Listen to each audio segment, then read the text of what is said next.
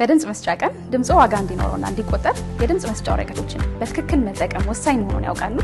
እስኪ የሚቆጠርና ዋጋ ያለው ድምጽ እንዴት መስጠት እንደሚቻል አብረን እንመልከት።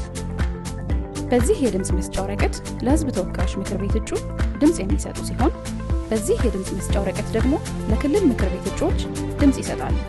በድምጽ መስጫ ወረቀቶቹ ላይ የእጩ ተራ ቁጥር፣ የእጩ ፎቶ፣ የእጩ ምልክት፣ የመረጡትን እጩ ምልክት በማድረግ የሚያሳዩበት ሳጥን እንዲሁም የእጩና የፖለቲካ ፓርቲው ስም ይገኛሉ። ከነዚህም መካከል ለሚፈልጉት እጩ ድምጽ ለመስጠት የመረጡትን እጩ በሚገኝበት ሳጥን ውስጥ በእስክሪብቶ ወይም በጣት አሻራ ምልክት ያድርጉ።